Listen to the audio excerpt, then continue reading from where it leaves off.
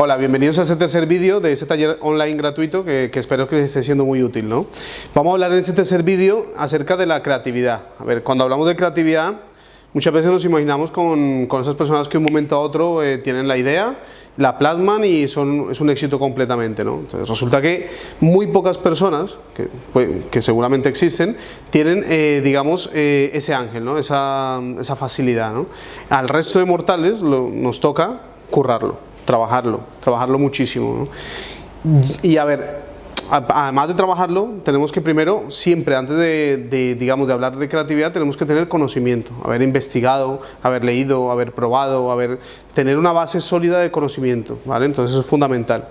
Si además de nuestra formación, una vez terminamos nuestra formación y durante nuestra formación hemos tenido o hemos ejercitado ese gusanito de la creatividad, pues después nos va a ser mucho más fácil, ¿no? Entonces esto lo digo porque específicamente en el curso profesional de la escuela hago mucho hincapié en esto, ¿no? Entonces tanto en los talleres de semana tras semana desarrollamos un método que les voy a explicar ahora para que tengan mucha más creatividad, ¿no? Para que puedan desarrollar e improvisar o hacer cosas diferentes en cada uno de los talleres, ¿no?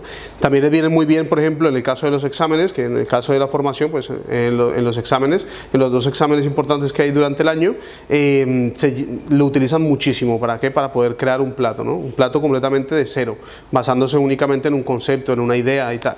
Entonces, lo voy a compartir con ustedes. Es un método personal, hay muchísimos más métodos, no quiere decir que sea el único ni mucho menos, es el mío y humildemente pues se los voy a mostrar. Me funciona muy bien y sé por mis alumnos que también les funciona tanto durante el curso como después en su vida profesional, que varios lo siguen usando, ¿no? Casi todos en realidad. Entonces, en este método lo más importante o lo primero que vamos a tener en cuenta es saber qué queremos cocinar, ¿no? Entonces, qué ingrediente principal queremos usar.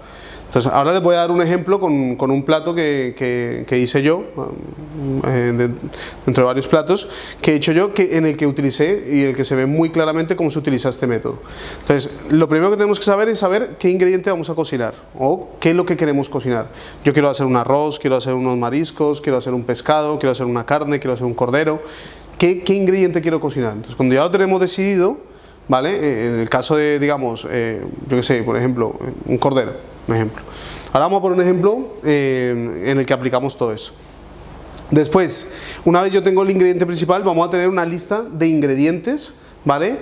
De diferentes ingredientes que se suelen usar con ese ingrediente principal que yo he decidido, ¿no? He cogido verduras, tomates, pimientos, yo que sé, el foie, vino tinto, vino blanco, porto, tal. Hacemos una lista de los ingredientes con los que se suele cocinar ese ingrediente principal que hemos escogido. Después vamos a hacer una lista de los platos. Lista de platos de qué? Platos tradicionales. A ver, yo me apoyo mucho en la tradición, ¿por qué?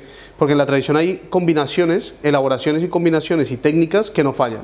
O sea, la muestra de eso, o la prueba irrefutable, digamos, de que funcionan, es que se han mantenido durante muchísimo tiempo con las mismas características. Entonces, eso quiere decir que funcionan, que son un éxito, ¿no? Entonces, cuando un plato, un ejemplo, la tortilla de patata o, por ejemplo, la paella, son platos que trascienden, digamos, en el tiempo, es porque han encontrado, empíricamente o como sea, la combinación o el método o tal idóneo que le gusta a la gente, ¿no? Entonces, por eso me gusta basarme en eso. Entonces, cojo mi ingrediente principal y reviso, investigo qué platos se hacen a nivel mundo, a nivel regional, a nivel digamos continental, a nivel ya de cocina completamente internacional, qué platos se elaboran con ese ingrediente, ¿no? Y los enumero, ¿vale?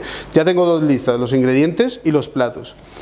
Entonces, una vez tengo esas 2 listas, lo que voy a hacer es empezar a buscar los vínculos entre el plato tradicional o el plato que yo he escogido con los ingredientes con los cuales yo también he hecho en la otra lista, ¿no? Empiezo a buscar vínculos, a trazarlos, ¿no? Y empezó a mirar ya el quinto paso, que es revisar dentro de esos platos, digamos, tradicionales, ¿vale? ¿Qué posibilidades me darían de hacer algo divertido o original? ¿vale? Entonces, por ejemplo, en alguna combinación pues me puedo encontrar con una elaboración clásica, un tallín, y entonces encuentro un ingrediente de cordero con, yo qué sé, por ejemplo, con algo con lo que nunca o con lo que no se suele hacer un tallín, y empiezo a jugar con eso, ¿no? Empiezo a jugar con, ¿por qué no hacer en el método del tallín, pues esas verduras como si fuesen un cordero, tal? Empiezo a jugar con eso, ¿no? Dentro de eso divertido, hay una herramienta interesante que serían los trampantojos. Entonces, por ejemplo, que vamos a usar ahora más adelante en el ejemplo. El trampantojo es cuando algo aparenta lo que no es, ¿no? Es cuando algo parece ser algo y en realidad no lo es, ¿no? Es una trampa al ojo. Entonces, además de los trampantojos, el reversionar o de construir platos tradicionales o muy populares, completamente, volverlos a montar de una forma completamente diferente, cambiando cada uno de sus ingredientes, mostrándolos en diferentes texturas, de una forma completamente dándole la vuelta, ¿no? Entonces, son formas de jugar con eso, ¿no? De hacer cosas diferentes. Después de que reviso que pueda hacer algo interesante, busco y decido ya los ingredientes que quiero y que realmente combinan, ¿no? Entonces me baso tanto en los platos tradicionales como en diferentes fuentes, ¿no? Hay varias fuentes en las que yo puedo ver diferentes combinaciones que me pueden servir, ¿no? Entonces, las fundamentales son las recetas, ¿no? Después empiezo a cocinar. A ver, empezamos a hacer pruebas, empezamos a cocinar, a probar, a modificar, a cambiar lo que tenemos que cambiar y después a seguir probando, a seguir cocinando, y eso es un proceso en el que no se termina, ¿no? Entonces, cuando vemos un plato por ahí, un plato muy interesante, un plato en el que vemos muchísimo trabajo, es efectivamente eso, muchísimo trabajo. No es un plato que se le haya ocurrido a una persona de un momento a otro y haya sido completamente perfecto al momento de plasmarlo, ¿no? Es un plato que lleva seguramente trabajo. Entonces, por eso que grandes cocineros, o la gran mayoría de los cocineros de hoy en día, para desarrollar su cocina se basan siempre en un equipo de I+D, ¿vale? Un equipo de investigación. Entonces, por eso quitémonos de la cabeza esa idea de que lo creativo es fácil, ¿no? Eso es mucho trabajo, hay que cocinar, probar, cambiar, volver a probar.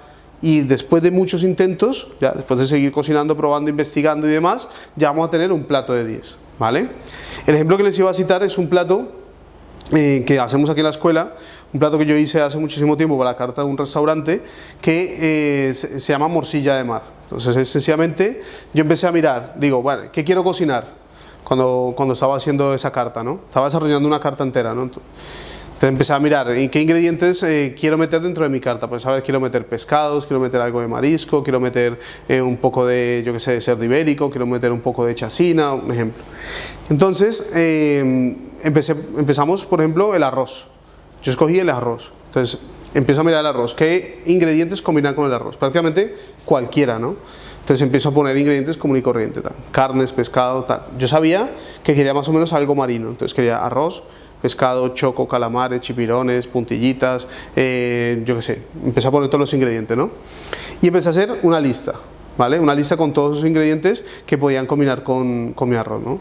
Después empecé a mirar la lista de los platos tradicionales o clásicos o que yo conocía que se elaboraban con el arroz. Pues hay infinidad de platos, ¿no?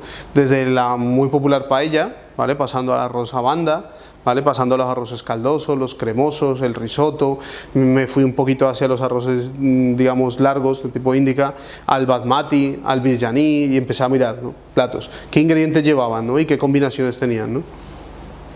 Después empecé a buscar vínculos entre esos ingredientes y los platos, ¿no? Entonces, por ejemplo, me llamó mucho la atención el arroz a banda.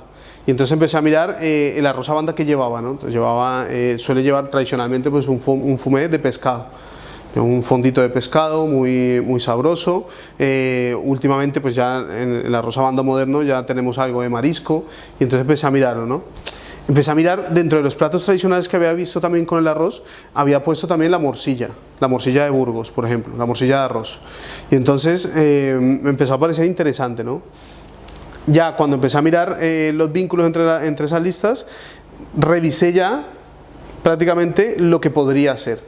Y entonces mirando los platos tradicionales me di cuenta pues que la morcilla era un elemento digamos que me llamaba muchísimo la atención y que me gustaría digamos realizar, pero seguía queriendo hacerlo con marisco. Entonces empecé a pensar y digo, pues mira, quiero hacer un arroz a banda que parezca una morcilla. Empecé a mirar prácticamente, entonces quería hacer un arroz a banda y una morcilla Entonces, ¿qué había parecido una rosa-banda con aspecto de morcilla, digámoslo así, ¿no? En cuanto a color? Pues un arroz negro. O sea, no había pensado todavía en el arroz negro y encontré el arroz negro. Claro, el arroz negro se suele hacer también con la tinta de la sepia y se suele hacer con calamares y tal. Y digo, pues mira, el aspecto negro, ¿no? El oscuro, ¿no? La forma de la morcilla. Y además, dentro de los ingredientes que yo había puesto también, había enumerado varios tipos de algas. Por ejemplo, alga nori, wakame, algo de ramallo, cualquier alga que lo que yo quería principalmente era que potenciara ese sabor a mar, ¿no? Dentro del plato que yo quería hacer, ¿no? También dentro de los platos tradicionales había puesto el sushi, ¿no? Y entonces me quedé pensando y empecé a mirar, cuando empecé a pensar en un trampantojo y que tenía claro que quería hacer algo de morcilla, pues directamente pues se me ocurrió hacer un maqui, un rollo, con el arroz negro. Entonces iba a tener la misma apariencia o una apariencia muy similar a la morcilla. Después empecé a mirar dentro de los ingredientes que también, digamos, combinaban muy bien con los platos o con los demás ingredientes. Sabía que, por ejemplo, la manzana va muy bien con la morcilla. Entonces, y que además, digamos, el arroz negro siempre se acompaña de un alioli, ¿no? Entonces, lo que hice fue hacer una morcilla, un maqui, hecho con arroz negro, con chocos, ¿vale? Con un trocito de choco que pareciese una morcilla y acompañado con un alioli de manzana caramelizada. Entonces así obtuve un plato que, a pesar de ser muy sencillo, pues sorprende muchísimo y además está muy bueno, ¿no? Entonces es un ejemplo de un plato sencillo, pero que me sirve para ilustrarles a ustedes más o menos cómo funcionaría este método.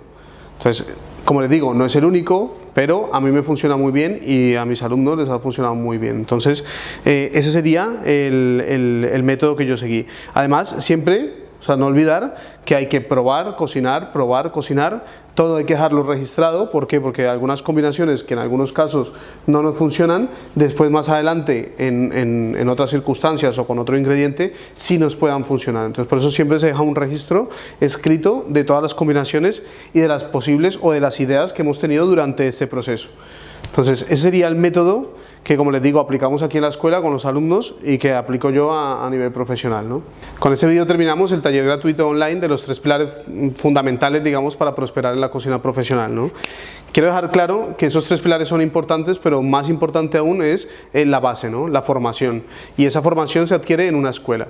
Entonces, por nuestra parte, en Cookstorming estamos iniciando ahora el proceso de inscripción para el curso profesional de gastronomía y artes culinarias. Así que, si de verdad quieres hacer de esa pasión por la cocina tu oficio, pues escríbenos y así vas a poder empezar lo antes posible el proceso de selección. A mí, por mi parte, me gustaría tenerte aquí de alumno y hacer parte de tu proceso de formación.